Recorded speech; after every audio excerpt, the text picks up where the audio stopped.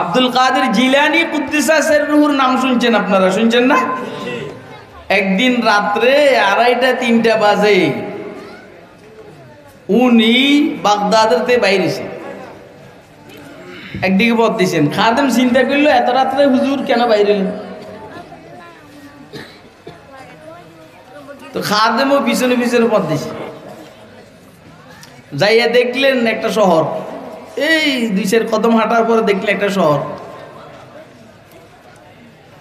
ওইখানে যাওয়ার পরে একটা মজমা, সবাই বসা, অন্য জগতের মানুষ, একটা সিট খালি। হযরত আব্দুল কাদের জিলানী ওই সিটে গিয়ে বসছেন, যেটা খালি। বাপসাবে মনে হয়েছে এটা সভাপতির আসন। এই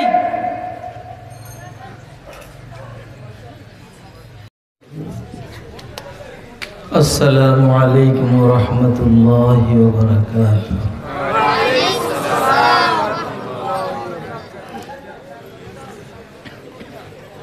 আলহামদুলিল্লাহি ওয়া কাফা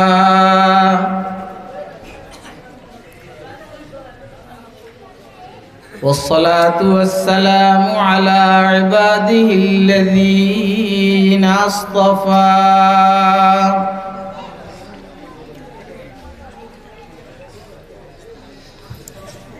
خصوصا على خاتم الأنبياء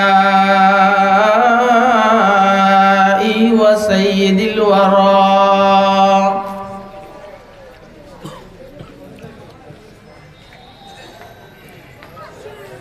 وعلى آله وأصحابه الذين آثروا الهدى على الدجى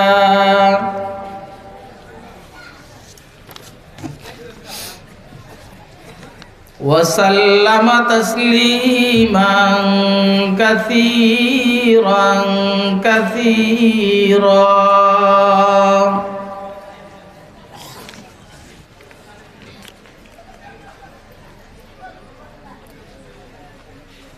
أما بعد فأعوذ بالله من الشيطان الرجيم.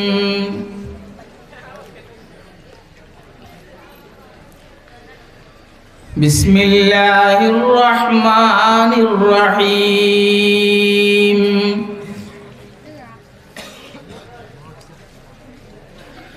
أتل ما أوحي إليك من الكتاب وأقم الصلاة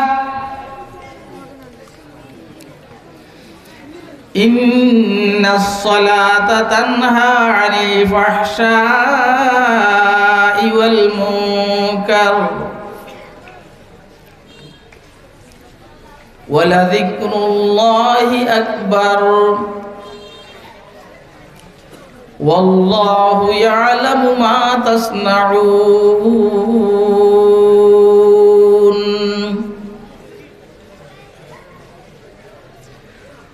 وقال سيدنا رسول الله صلى الله عليه وسلم خيركم من تعلم القرآن وعلمه. وقال سيدنا رسول الله صلى الله عليه وسلم من غدا إلى المسجد أو راحا أعد الله له نزله من الجنة كلما غدا أو راحا. وقال سيدنا رسول الله صلى الله عليه وسلم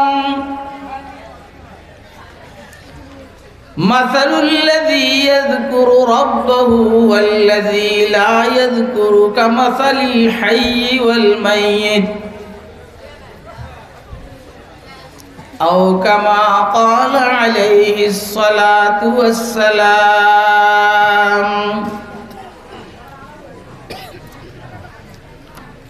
সাদাকাল্লাহুল আলিয়্যুল আযীম ওয়া সাদাকা রাসূলুহুন নাবিয়্যুল কারীম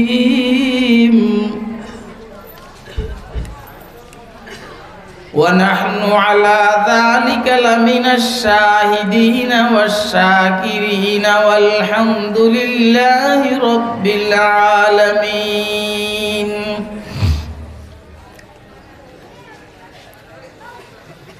سبحانك لا علم لنا إلا ما علمتنا إنك أنت العليم الحكيم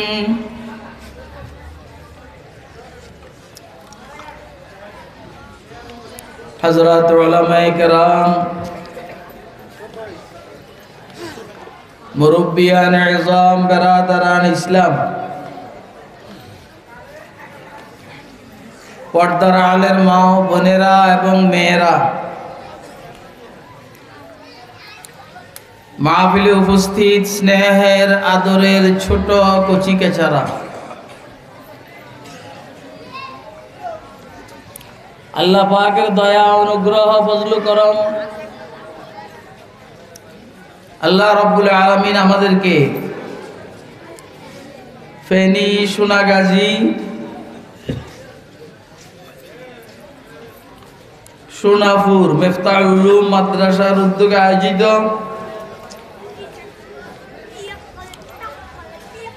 আজকের এই ওয়াজ মাহফিলে রব্বে কারীম আমাদেরকে দ্বীনের নিসবতে দাওয়াত ও তাবলীগের নিসবতে কোরআন মাজিদ এবং সুন্নাহ শরীফের নিসবতে উম্মতের উলামায়ে কেরামের জবানে কিছু ওয়াজ ও নসিহত শুনবো এবং বুঝবো ইনশাআল্লাহ মানবো। এই জন্য রব্বে কারীম আমাদেরকে এখানে আসার বসার তৌফিক দান করেছেন।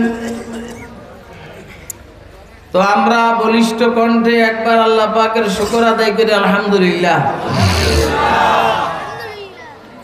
আপনারা দীর্ঘক্ষণ থেকে উলামায়ে কেরামের জবানে গুরুত্বপূর্ণ ওয়াজ ও নসিহত শুনে আসতেছিলেন। আল্লাহ পাক যে পরিমাণ শুনাইলেন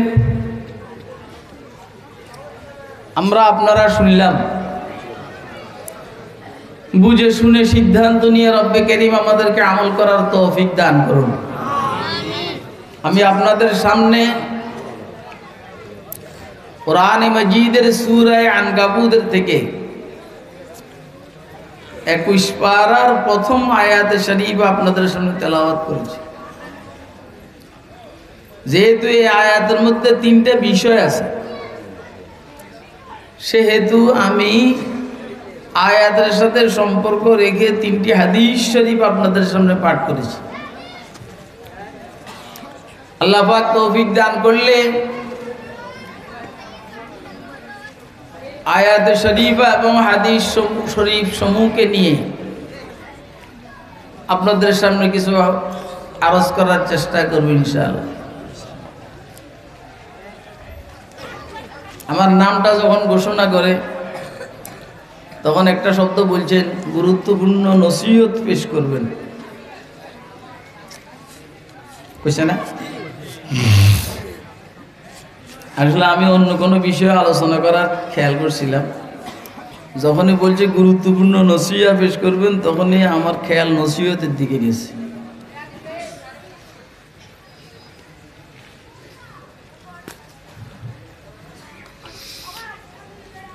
আর আমি বলছি যে আসমানের উপরে আর জমিনের নিচের কথা কোন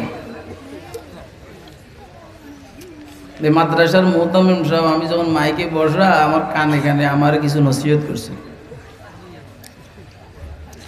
ওনারও নসিহত আর আমার নামের ঘোষণার মধ্যেও নসিহত। এই জন্য আমি চিন্তা করলাম আজকে যা কম সব নসিহত, বাকি কিছু আছে গরম নসিহত, কিছু আছে ঠান্ডা নসিহত। কথা কয় না? নসিহত কোরআন শরীফের মধ্যে কেবল ঠান্ডা না গরম আছে, নরম না শক্ত আছে, মিষ্টি না তিতাও আছে। এটা মোহতাম সাহেব জানে না। কি কইছি বুঝছেন নি? ঢাকা উজানি মাদ্রাসার নাজম শাহ হুজুর, আমার ওস্তাদ হযরত মাওলানা আব্দুর রহমান শাহ হুজুর, উজানি মাদ্রাসার শাইখুল হাদিস, ঢাকা একটা মাদ্রাসা করছেন, জামিয়া ইব্রাহিমিয়া সাকিয়া। তা আমারে দিছে ওয়াজ করবার লাগে। ওয়াজ করতে দিয়া হুজুর আমারে বলতেছেন যে বাবা তাসাউফের উপরে ওয়াজ করিয়ে, জানে যে আমি একটু উল্টা পাল্টা কথা কই।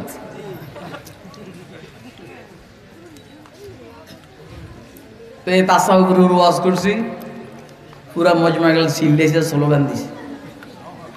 মানে তাসাউফ কিছু আছে গরম তাসাউফ, কিছু ঠান্ডা তাসাউফ, কথা কয় না। রসুলের জীবনও দুই রকম, মক্কি জিন্দিগি ঠান্ডা, মদানি জিন্দিগি গরম, কথা কয় না।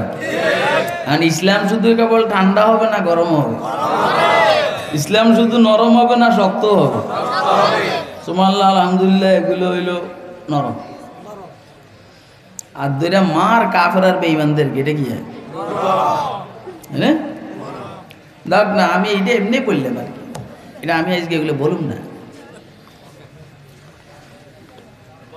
যাবড়া যদি পরে আমার বসে না দেন।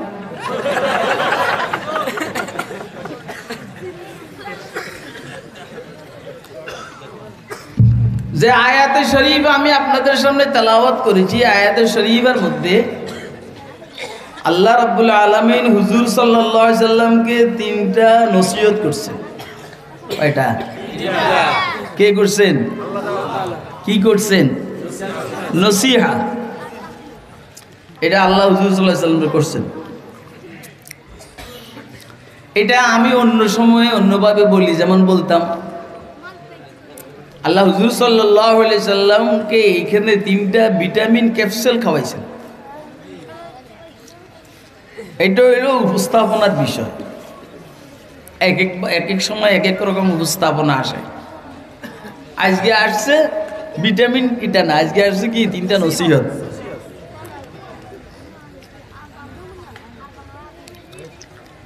এখন আমার বক্তব্য হইল আল্লাহ যে নসিহতটা হুজুর সাল্লাল্লাহু আলাইহি সাল্লামকে করছেন, এই নসিহতটা কি দাম কম না বেশি হবে? বলেন না। এর চাইতে ভালো নসিহত আর কি হবে বলেন? সুবহানাল্লাহ। ইয়া আল্লাহ। হুজুর সাল্লাল্লাহু আলাইহি ওয়াসাল্লাম পেরেশান হয়ে যেতেন, পাকে পাকে অস্থিরতা অনুভব করতেন। এই বেটা এই কই যাস বল, এত মনে করছি এটা সোজা হয়েছে। চিনুস দিয়ে আমার দিন আসলে তো দাদারে জিজ্ঞেস করিস।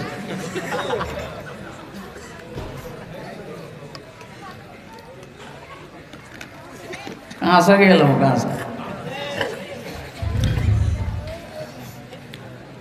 হুজুর সাল্লাল্লাহু আলাইহি ওয়াসাল্লাম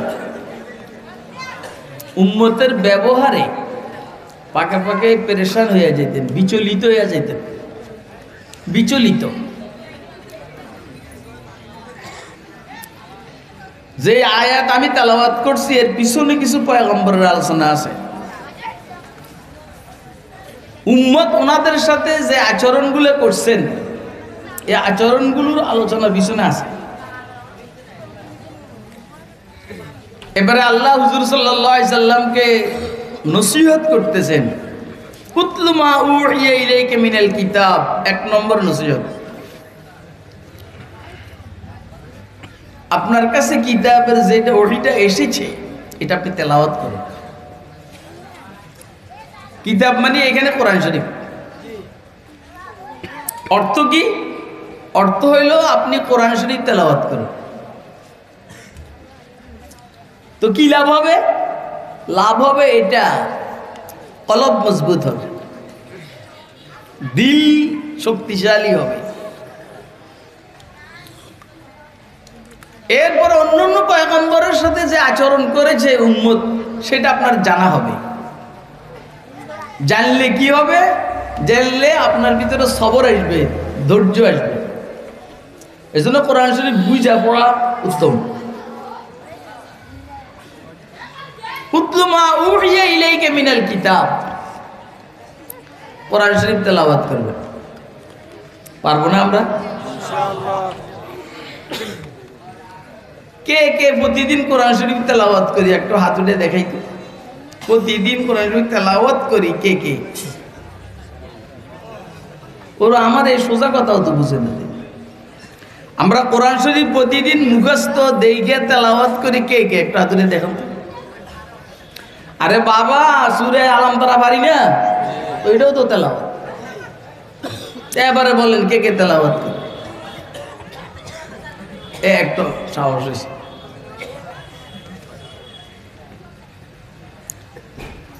আল্লাহ,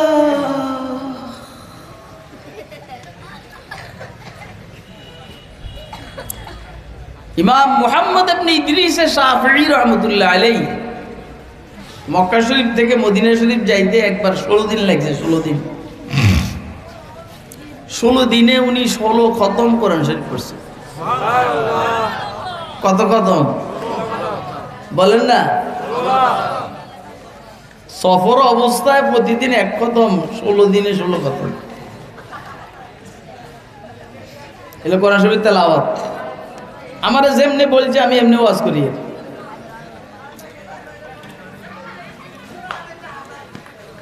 ইসমাইল শহীদ রহমতুল্লাহ আলাইহি প্রতিদিন আসর নামাজ হইতে মাগরিব পর্যন্ত দিল্লির এক ব্রিজ সেতুর উপরে দাঁড়াইয়া এক খতম কোরআন শরীফ সবাইকে শুনাইতেন। আসর হইতে মাগরিব পর্যন্ত, এই সময়ের মধ্যে।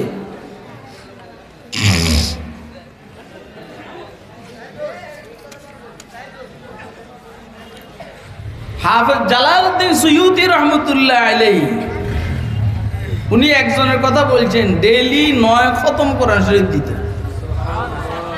কয় খতম? ডেইলি 9 খতম। মুজাদ্দিদ আল-ফিসানি শাইখ আহমদ সারান্দি রহমতুল্লাহ আলাইহির ব্যাপারে আল্লামা আনোয়ার শাহ কাশ্মীরি রহমতুল্লাহ আলাইহি লিখছেন, ডেইলি 60 খতম কোরআন শরীফ পড়তেন। কয় খতম? আপনারা কি এইখানে আসেন নি? কে কে আসেন একটু আদুরে দেখান তো। আপনারা সত্য কথা কন তো, এই ওয়াজগুলো পিছনে যারা ওয়াজ করছে কারোতে শুনছেন নেই তো সমস্যা। এটা তো নতুন মাল, নতুন না? সবসময় গেলে জজবাতি বয়ান শুনবেন, এগুলো পাইছেন কই? মুজাদ্দিদ আল-ফিসানি শাইখ আহমদ সারান্দি রহমতুল্লাহ আলাইহি ডেইলি 60 খতম কোরআন শরীফ দিতেন। আরাম মুখ দিয়ে কোনো সুবহানাল্লাহ বাইরে কি লেগে বাইরে না জানেন? এদের বিশ্বাস হইতে আছে না।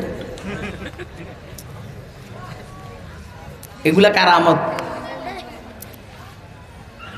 কারামত 2 ধরনের, মনোযোগ দিয়ে শুনো। একটা হলো তয়্য়ে মাকানের কারামত, আর একটা হলো তয়্য়ে জামানের কারামত। তয়্য়ে মাকান মানে অল্প টাইমে বেশি জায়গা অতিক্রম করা, এটাকে তয়্য়ে মাকান বলে। এই যে দেখেন মাঝখানে অনেক খালি না, দেখেন দেখেন খালি নি, এখন মিলে গেছে না? তাহলে দূরত্ব কি কমছে না বাড়ছে? কথা কয় না? দূরত্ব কি কমছে না বাড়ছে? এটাকে তয়্য়ে মাকানের কারামত বলে। আব্দুল কাদের জিলানী কুদ্দিসা সিররুহুর নাম শুনছেন আপনারা? শুনছেন না? একদিন রাত্রে 2:30-3টা বাজে উনি বাগদাদেরতে বাইরেছে, একদিকে পথ দিয়েছেন। খাদেম চিন্তা করলো এত রাত্রে হুজুর কেন বাইরে? তো খাদেমও পিছনে পিছনে পথ দিয়েছে। যাইয়া দেখলেন একটা শহর, এই 2-4 কদম হাঁটার পরে দেখলেন একটা শহর।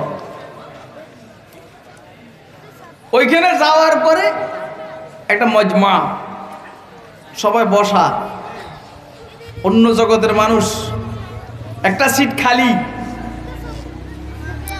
হযরত আব্দুল কাদের জিলানী ওই সিটে গিয়ে বসছেন যেটা খালি।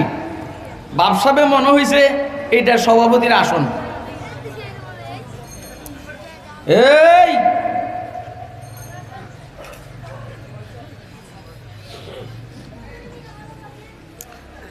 পাশের থেকে সাকারাতুল মউত, মৃত্যু যন্ত্রণার আওয়াজ শোনা যাইতেছে।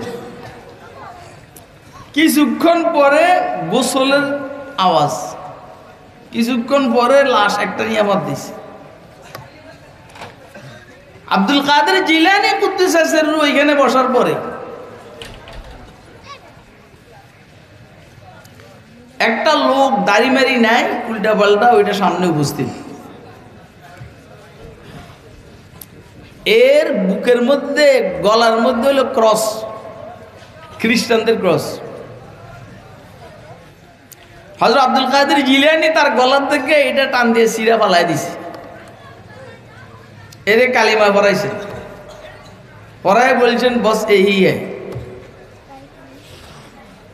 আপনারা কিচ্ছু বুঝেন নাই, এই হ্যায়। আবার বাইরে চলে আসছেন, খাদেমও পিছে পিছে। এক সময়ে খাদেম হুজুরকে জিজ্ঞেস করলেন, হুজুর অমুক দিন অমুক রাত্রে অতটার সময় আপনি বাগদাদের থেকে বাইরে হলেন, 2-4 কদম যাওয়ার পরে শহর একটা পড়লো। বাগদাদের আশেপাশে তো কোনো শহর নাই। এটা হলো ইরাকের মোসেল শহর, যেটা এখান থেকে 1000 মাইল দূরে হবে, কথার কথা। তো এত তাড়াতাড়ি কেমনে গেলেন? কয় যে আল্লাহর বান্দাদের জন্য জায়গাকে ক্লোজ খিচাইয়া দেন, তাইয়ে মাকান এটাকে বলে। বড় জায়গারে ছোট করে দে, এদিকে খেয়াল কর। ওয়াজ বুঝুনি? হুজুর যেমনি কইছে আমি এমনি ওয়াজ করি। আমার কাছে বিভিন্ন আইটেমের ওয়াজ আছে, কথা কয় না, এক কথাও কম না হুজুরের কথার বাইরে। আমি আগে কয়ে দিছি, যদি দোষ হয় হুজুরের দোষ, আমার কোনো দোষ নাই। বেশ কম হইলে হুজুরের মায়ের বেন্দরে আমরা। এই 5 আগস্টের পর থেকে আজকে আর অদ্যাবধি এই পর্যন্ত এই নসিহত আমার আর কেউ করে না, এই হুজুর ছাড়া। ওর গুদ্দা কত বড় মেয়ে, আমার তো বিয়তন ভালো আছে, এই জন্য কিছু করে না, এনে মার দিলাম।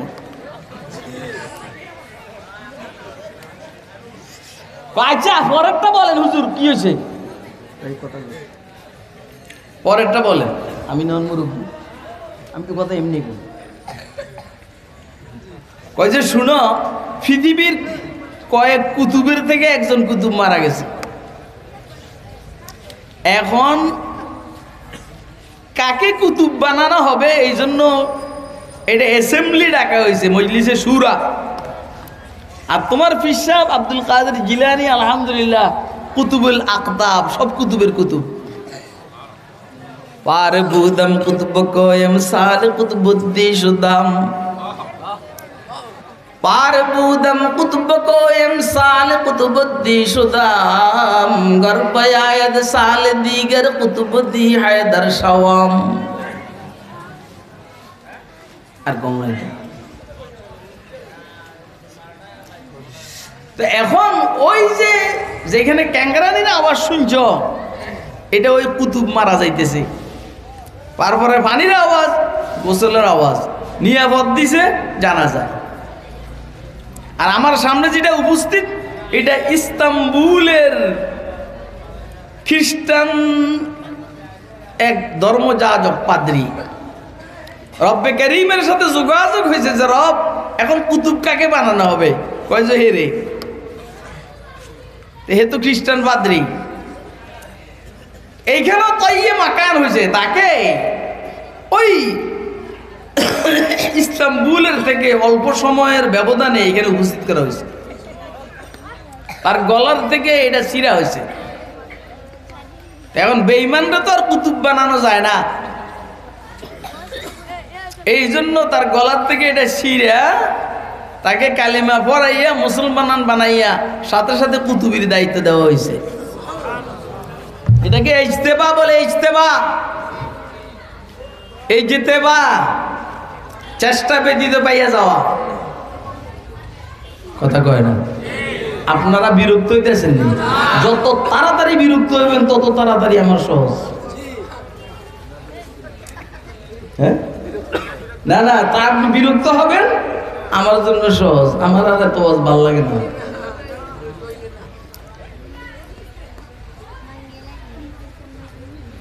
এটা হইল তাইয়ে মাকান। খুব খেয়াল করবেন, আল্লাহ পাক রব্বুল আলামিনের ইজতেবাটা, নির্বাচনটা এরকম। কখন যে আল্লাহ কাকে কি করেন আপনারা শুনছেন, ঘটনা জানেন। ইব্রাহিম ইবনে আদম আল বালাখি রহমতুল্লাহ আলাইহি ছিলেন বাদশাহ, পরে আল্লাহ ওনাকে নির্বাচন করছেন, পরে হয়ে গেছে আল্লাহর ওলি। কথা কয় না? এটাকে ইজতেবা বলে। ইজতেবা, আল্লাহু ইয়াজতাবি ইলাইহি মান ইয়াশাউ ওয়া ইয়াহদি ইলাইহি মান ইউনিব। এই ইজতেবা বলে, এটাকে ইজতেবা। সমস্ত পয়গম্বর মুজতবা। তো এখন আহমদ মুস্তফা মুহাম্মদ মুজতবা এভাবে বলে কেন? হুজুরের এই ইজতেবাটা সবচেয়ে শক্তিশালী ছিল, এই জন্য মুজতবা হুজুরকেই বলা হয়। নাহলে প্রত্যেকটা পয়গম্বর মুজতবা, প্রত্যেকটা সাহাবী মুজতবা, মাদ্রাসার প্রত্যেকটা তালিবুল ইলম মুজতবা। এত সোজা না। বহুত নেতা তার ফোলারে মাদ্রাসায় পড়াইতে চায়, আল্লাহ কয় না। আমরা যখন উজানি পড়ি তখন ঢাকার 2-4 জন পোলাপান, বড় লোকের পোলাপান, এগুলো মাদ্রাসায় দিছে, একটা হয়নি। এর মধ্যে একটা দেওবন্দ গেছে, যে দেওবন্দ যায় কি করছে জানেন? যে দেওবন্দ যায় দেওবন্দ মাদ্রাসার বাহিরে বাসা ভাড়া করে থাকতো আর ডিশ চালাইতো, ডিশ। হে দেওবন্দ তার দাখিলা ছিল, যখন নেতাগিরি দেয়া, দাড়ি ছোট ছোট, কুফাল লাগে। কুফাল কি লাগে? নাসাওয়াদ নাসাওয়াদ নসিব দুশ্মন কে শাওয়াদ হালাকতি গত।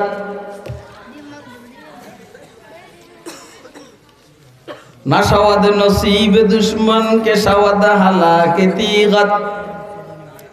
সারে দোস্তা সালামত কে তু খঞ্জর আজমাই। এই তোর বাপের সামনে এরকম করস, আবার বাদামও খাস। এটা আমরা, এটা সরা ফিডাই।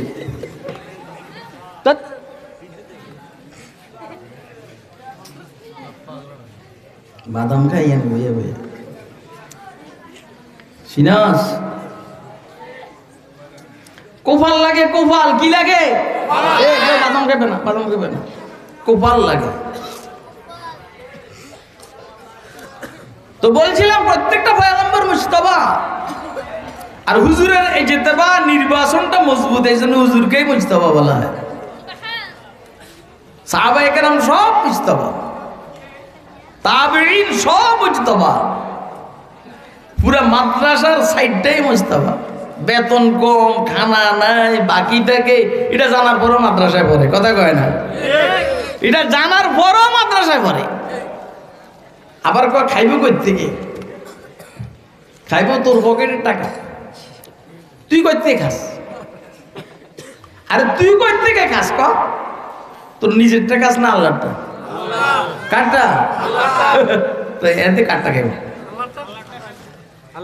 তুই জুতা বানায় খাস, জুতা, জুতা বানাস, জুতার কোম্পানি, ফাইবের কোম্পানি। ফাঁকে ফাঁকে আমার হাসি উঠে যখন বিমানে উঠি, দেখি মেয়েরা বিমান বালাহারি। ধরেন তো বিমান উঠতে উঠতে অনেকটা কেমন জানি হয়ে গেছে। বাংলাদেশের অভ্যন্তরীণ যত ডোমেস্টিক বিমানবন্দর সব তো বারবার চাই, আলহামদুলিল্লাহ।